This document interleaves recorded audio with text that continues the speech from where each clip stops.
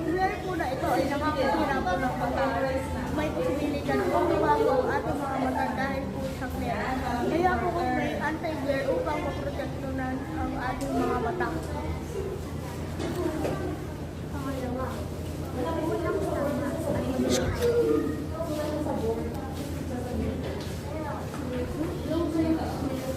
on support ang sinungaling paa ay nasa sakit sa habang nasa computer.